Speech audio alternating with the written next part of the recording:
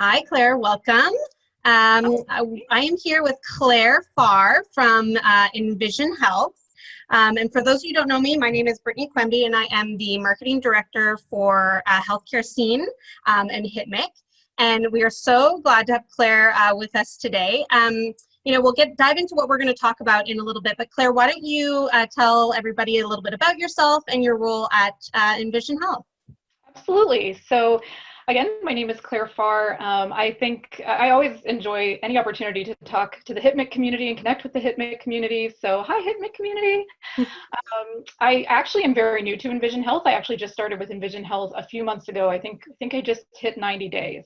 And this is actually kind of my first foray into being on the agency/consulting side of the marketing world. Previously, I spent most of my career being kind of the head of marketing at various organizations. So I've had the pleasure, and organizations kind of large and small. I started out in a really big organization, and I was not the head of marketing there, but I worked closely with the marketing team and saw how it functioned and all that. So it's been an interesting journey to see companies big and small and different models, and how healthcare operates and how they do their marketing.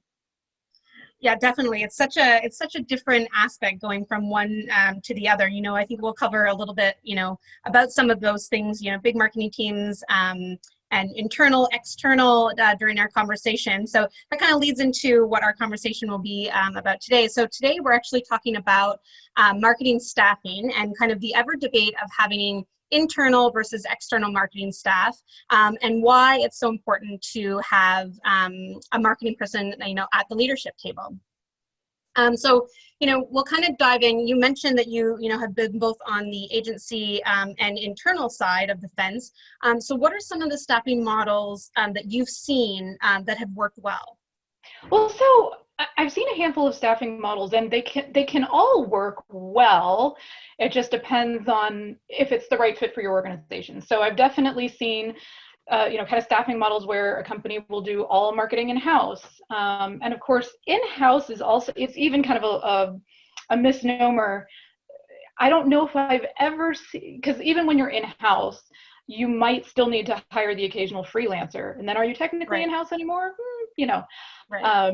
But sure. So I've seen, entirely in-house, meaning that they don't use any agencies. I've seen fully outsourced. So, somebody does not have marketing people on their staff. They just collaborate with an agency, and that is their marketing team. We frequently see, and by we, I mean kind of me in the agency world right now, hybrid models where, okay, someone has maybe a marketing director or a chief marketing officer, or even, a marketing coordinator on the company side, and then, supplemental marketing through an agency. That's pretty common. And then for really, really, really big companies, you often see an in-house agency type model where you really essentially have an agency within the corporate umbrella. And those can all work, but, I think having an in-house agency is pretty unrealistic for most of the, I think the people in the HITMIC community are working for companies where that's not going to happen, and it really shouldn't. Exactly. And I think, what we've seen too, given kind of the year that we've had, is a lot of marketing teams have, have either not necessarily shrunk, but a lot of the HITMIC people have small marketing teams. So they are looking for other ways to get the things that they need without maybe, it being internal. So they're either looking external or to other things to help, broaden that team. For sure. And, again, kind of to the other question, or to the first question, there are models that do work. Are there any, there are challenges obviously that come with staffing a marketing team internally versus externally. Have you seen what are some of the biggest challenges that you've seen, from both sides of the fence? For sure. So I think the biggest challenge if you have an internal marketing team, is getting all the pieces, right? Because, you know, I've actually seen it done lots of times where, you know, a company decides, all right, you know what, we're ready to really invest in marketing and we're ready to make a push. So we're going to spend big dollars and hire the marketing person who has, you know, 30 years marketing experience, and they've worked at all these, you know, maybe they've worked at a big consulting firm, or maybe they've, you know, we want to put our money into this marketing person. So they bring on a marketing person, and that marketing person shows up on the scene and goes, yay, I'm so happy to be here. So where's my marketing automation tools and my graphic designer and my copywriter, and where's my PR agency, and you know, and because, you know, we're like, a lot of us are in the startup space where companies actually don't know that, like, when you bring in the big marketing person, that big marketing person is used to having a whole lot of tools at their disposal, and Yes. or a giant marketing budget to work with. And I think oftentimes it's like, wait, you were our giant marketing budget, right? Like, that's, what do you mean you need all these things now? And I've seen that happen like lots of times. I think if you talk to anybody in the HITMIC community, you hear that story a lot. So that's kind of one of the issues, and you need that big picture thinker. You need the person who knows the industry and who knows marketing and can say, you need all these little pieces. But then, and maybe that person is really great at market research, and maybe that person is really great at industry knowledge, and, you know, they can help guide you. But then you need all the hands, you know. That marketing person is going to look at you sideways when they have to scrub a contact list of 40,000 contacts, or, you know, and they know how, they've, you know, they know the tools, they know what needs to be done, but it's like, and then you should ask yourself, do you really want to pay a big salary to have someone scrub a contact list? Like, Exactly. maybe that's not the best use of your time or money anyway. So that's one of the challenges, you know, internally. So even internally, you probably kind of need the big thinker or the big experienced person, but you also need the manual, like, and I don't mean like the user guide, I mean like the manual, the hands. You need the hands too. Yeah, exactly. Because you get that person in, you also want to keep that big person because you need them on your team. But those other maybe tactical things that, you know, designing an image somewhere, or like you said, scrubbing a list, or, you know, scheduling some tweets. Maybe they have done that before and know how to do it, but they may not have done it in a while, and, you know, are you know, looking for those, like you said, those hands to actually physically do it for them. That's huge. And also, but you can't underestimate how important that is. Like, Right. it's still really important for people to schedule tweets and scrub contact lists. Like, you can't not do that. You have to do Exactly. that. Exactly. That's every bit as important as the thinker. Yeah, for sure. And so that is a challenge. And so, you know, given that, and if you are in that position and you are either, you know, the solo marketer, or you are that person who has been brought in to kind of strategically think about marketing, and you're, you know, starting to look at where I can get those hands, or how do I get those hands, you know, what is the first step, or, you know, why would a company opt to outsource that marketing and PR versus trying to hire more people? Yeah, so I mean, I think a lot of it is, when you outsource marketing and PR, you automatically get the hands and the brains in the doses that you need them. And I shouldn't, often the hands have brilliant brains. And in fact, the hands will develop the knowledge over time. So the person who is scheduling tweets and doing all those things, they are the brains of the future. They're going to be the one in 10, 15 years who gets brought on to be the person to bring in the overall strategy eventually. So you can't underestimate that value, for sure. And you kind of always want that flow moving through your organization, whether that is internal or external.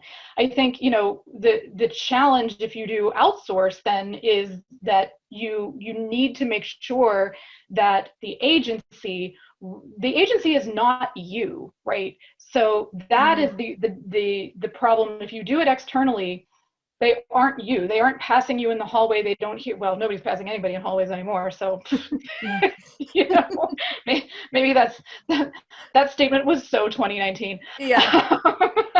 I still love it because I'm literally only passing, I think, my husband. So it's like, yeah, I mean, the cats know everything that's going on. Yeah. but the agency is not you, so you have to make sure that you spend the time to educate the agency and know that and help them understand your business and your product. So that's kind of like the balance that you walk. Right. And you talk about some of those those challenges. So are there other challenges that or big challenges that you see with working with an agency, or what should someone who is maybe outsourcing to an agency be aware of as they start to work with someone?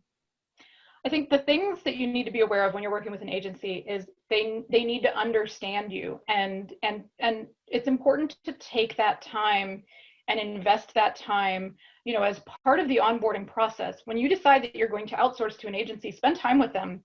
And the other important thing, and I cannot stress this enough, show the agency your ugly side. Mm. When you get a Christmas tree and you turn it so that the bare spot is in the back, yeah. Part of the agency's job is to turn you to the market so that your bare spot is in the back. But if they don't know where your bare spot is, they can't help you. So we see a lot of kind of pitches like, we're going to go in and show this agency how great we are. That's great, and agencies want to celebrate your successes as much as you do. Like, we revel in your success. When our clients have a big win, we love that. We absolutely love it. But we need to know what's not going well, because it's important for positioning. It's important for PR. Share the ugly with your agency. They're part of your team. You're paying them. Like, you don't need to impress them. Right. They need to know everything. Exactly. Like, kind of bear it all at the beginning, so then you can kind of work through those things as you kind of build that relationship. I think that's great advice. And the agency can be a strategic partner for you too. So when they see those bare spots, they can say, you know what, one of our other clients had that problem too, and this is what they did. Right. Or, we've seen that before, trust us. And here's some things that we can do to help it. An agency can be a strategic partner for you in that way. For sure. And so if we look at the other side of the coin, what are some of the reasons, maybe not everybody can outsource everything, but what would be some of the reasons why, our HitME community or, companies in general might keep that marketing in-house? So I think there's kind of two reasons that you would do that. One would be if you're too big, like, if you're big enough that you can have an internal team that covers everything. I think people underestimate how long it takes and what an effort it is to build a slide deck. We think of slide decks as being like, oh, it's a slide deck, it's a PowerPoint. My niece made one for her presentation in high school. It's an hour's worth of work. It's not. A well-done slide deck is surprisingly laborious and time-consuming. Right. And if you poll the HitME community, I would actually love to see, like, hey, everybody, submit the ugliest slide deck you've ever seen and we'll have a contest. I mean, a good slide deck is hard. And not only is it hard, but it's time consuming. I've just gone on a slide deck tangent and I apologize. I can. No, but it's so true, because that is something that I think affects all of us. I mean, even when you're trying to build a slide deck that your reps are going to use, and then you have input from those reps and everybody else, and trying to build it to be, not only effective, but look nice, and, all of the components that you want of a slide deck. And then, the biggest thing that I find is like making sure that they use that new slide deck and they aren't changing things left, right, and center, where then you have a discombobulated slide deck that, they're using with a client. So it does take a lot of effort to not only build it, but then, continue to manage everybody who uses it as well. For sure. And if you're big enough to if your company is big enough that you have the person who can identify, this is the message the slide deck needs to convey, and also keep the sales team in check and say, nope, get rid of that slide, that's useless, plus the people who are actually kind of copywriters who can say, these are the words you need, plus the design people, whether that's true graphic design, like you need new images, or whether it's literally making animations work the way that they need to, layering things the way that they need to, arranging stuff on a slide the way that stuff to make it look right. If you have that staff, and it is more than one person, great. Maybe you do not need an agency. And and a full-time staff too. Like, so between PowerPoint decks, they need to have other things to do as well. Mm-hmm. The other thing is, if you're too small, if you're literally just getting started and you don't even know where to start, you know, hiring a strategic person internally to help you get there is good. So, you know, if you've never dipped your toe in marketing, you don't want to like rush out and hire an agency right away, because you might not know what to look for in the right agency. You might pick the wrong agency. You know, you might want to hire somebody who can help you vet agencies and find the one that's right for you, because that's important. You know, you want a healthcare oriented agency for sure. You don't want to just, you know, oh, my cousin owns a restaurant and they hired this agency and they did a great job. You know, you don't want to misstep that way, because it can be a costly mistake. For sure. And kind of off tangent, quickly, I'm just curious about your opinion on this. So we do have a lot of people within the HIPMIC community who are those solo marketers, right? And they're trying to do everything on their own, but they might have in 2021 the budget to maybe bring someone on, maybe not outsource. So, you know, in the vein of keeping things in-house, what would be that next person that you would hire to bring in-house? Would it be, you know, a purely tactical person? You know, is it worthwhile to bring on a full content person? Just in your opinion, who would be that like kind of right-hand man?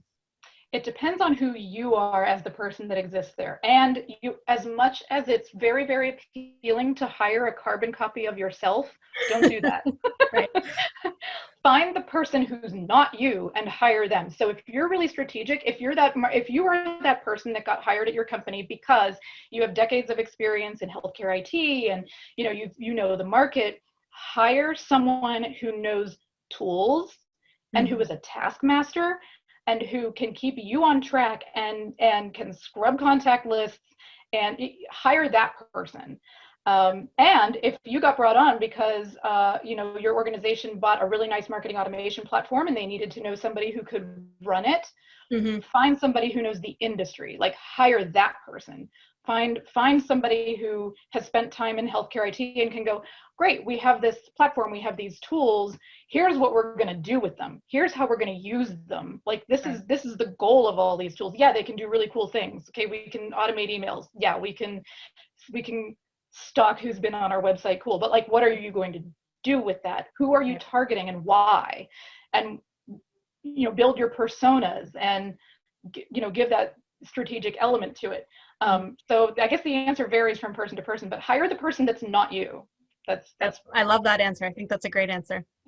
And so, and then that kind of leads into a little bit about what we want to talk about in terms of, why does marketing have to have a seat at the leadership table? So, why is that so important for companies, especially in the healthcare industry, to have, a marketing person who is sitting, in tandem with the leadership team or at the leadership table? Well, as it pertains to kind of, if you are that sole person, especially if you are that sole person in an organization who's kind of like running marketing, you need to have a seat at the leadership table, because if you're a single point of failure, if you're the only person in that organization who knows what's going on at any given time, it sounds so scary, single point of failure, but you are. I mean, I was taken out of commission unexpectedly a little over a year ago. I almost said I literally got hit by a bus. That's not true. But I did get into a car accident. People always use that, if so-and-so gets hit by a bus. Yeah, exactly. Yeah. But no, that can happen. Like if you're the sole person at your company that does marketing and you are out of commission unexpectedly, maybe you get COVID, like let's talk about something timely, like, and that can absolutely happen. If you don't have a seat at the leadership table, your entire organization is going to spin out of control, because, one thing that happens is that, and I think anybody in marketing can speak to this, you might report to the head of sales, or you might report to CRO, or you might report to chief operating officer, you might report to like chief commercial officer, depending on who you are. And your manager, your boss, knows what they have put on your plate. But in the meantime, the sales team has sent you 12 things. There's been, you know, an analyst that needs you to do something for them. And then there's, you know, a publication made a request to you that you have to do, you know, you got to get back to them on something. You know, somebody needs you to build a training module about the product. So you have requests coming in from all over the organization, regardless of whom you report to. So the person that you report to might not actually know the number of things that are in the air and in flux at all times. So that's why you need to have a seat at the leadership table, so that if something happens to you, or you take a sick day, or even just so they know, you know, what's happening in the organization. And it's really twofold. It goes both ways. You know, you need to have a seat at the leadership table so that leadership knows what's going on, but you also need to have a seat at the leadership table so that you know what's going on. Because, and it comes back to seeing all the blemishes too. And you know, a prime example, one time I had an experience where, you know, I was working for months on an explainer video. We all know an explainer video is not a small project. You have to write a script, you got to do animations, you have to work with a company to do all the visuals, and, you know, make sure the flow is right, find a voiceover, you know, all this stuff. It's not a quick and easy task. So, you know, we worked through it, and it spent months on this, and it looked really nice. We got this explainer video, it looked great, presented it to the leadership team, and one of the products in that video was getting cut from the product suite. Oh no. Yep. Yeah. So, and that had been in the planning for, like, you know, weeks, but it didn't filter down. You need a very clear two-way communication so that leadership knows what's on marketing's plate at any given time, but also marketing knows the absolute latest with what products are in the future, because you also don't want to release a new product and have it be the first time marketing has heard about it. They need to build a marketing plan leading up to that release. You can't just drop a new product and say, market it. Yep, here it is. Yeah. Because it'd be an epic fail, right? Exactly. Like, marketing needs to know what products are getting canceled or sunset. They need to know what products are coming in a year, you know? And so without that seat at the leadership table, you might not know those things. So both leadership and marketing need to know what's going on the other side. Totally. And, you know, I think your points are so valid. And, you know, you talked about kind of that communication, you know, having that leadership marketing, you know, close to leadership helps the communication not only downward, as you said, but also upward. You know, I found a lot of leadership teams that I have worked with in the past, you know, they kind of know what marketing does, but like they don't know the ins and outs of everything that goes on. So having that person that's close to that leadership team can educate them on, you know, what doesn't need to happen, like you said, for a brand new product launch. Like, you can't just launch a product and say, here you go, or, you know, something similar. There are all these, you know, all these steps that have to be taken to get that to fruition, right? For sure. Yeah. And, you know, so I guess, you know, the next question I have, and we kind of talked a little bit about it, you know, in terms of the previous question, but, you know, what are some of the biggest things that can happen if you don't have, you know, a marketing person at the leadership table? Have you know, you've mentioned some. Are there any others that we need to be, you know, somewhat aware of? Yeah, I mean, if you don't have that person at the leadership table, you risk mis-messaging a product. You know, you certainly risk that.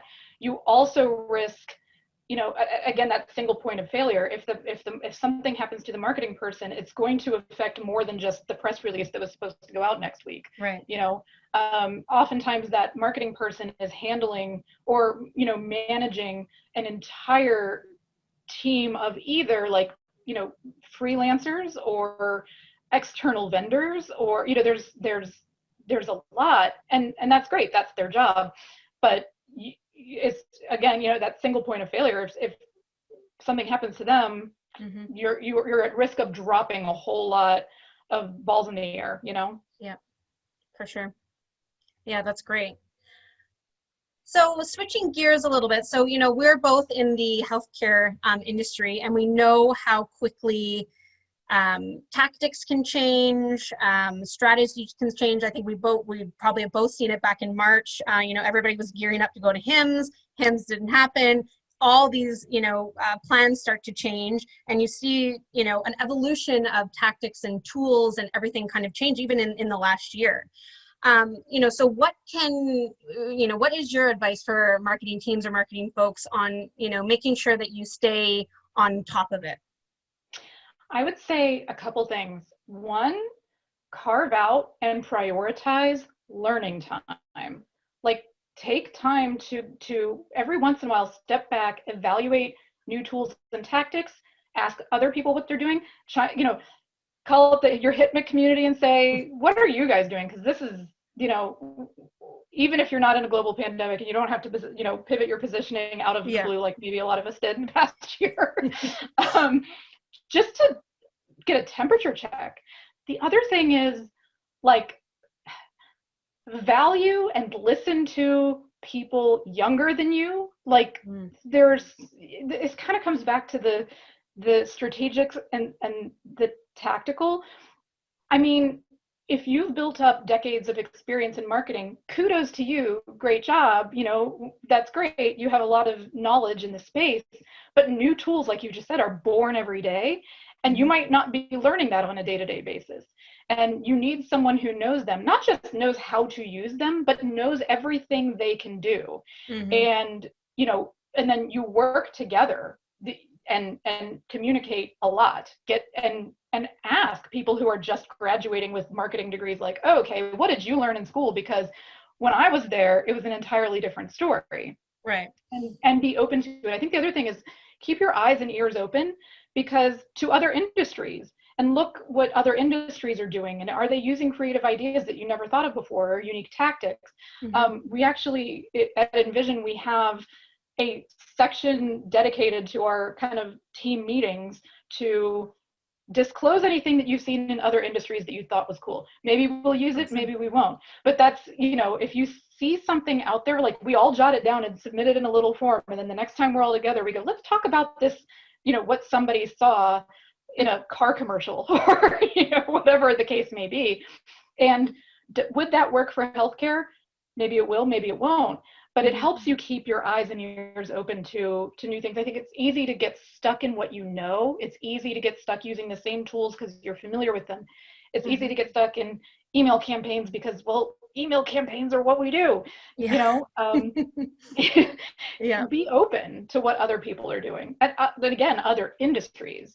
Right. And that is such great advice, because I totally agree. I feel like we are all creatures of habit, and we have built up all of this knowledge, but we tend to do what's most comfortable, right? So being able to keep your eyes and ears open, like you said, and lean on other industries that are doing cool things that we can then replicate maybe in the healthcare market or the healthcare industry is something that I think will benefit all of us, right? Which would be great. I think so. So we're going to wrap up here.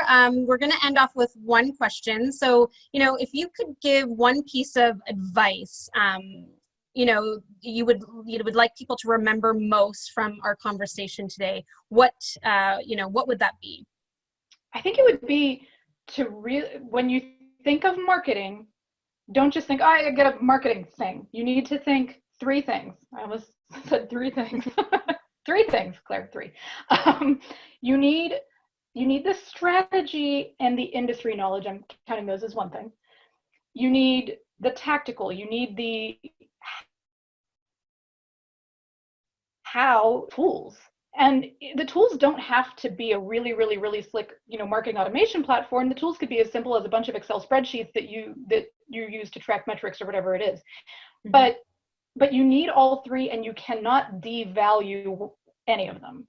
And you need the three to work together, and acknowledge and know that the hands of today are the brains of tomorrow, and let them and value them, and understand that the brains are nothing without the hands, and the hands are nothing without the brains.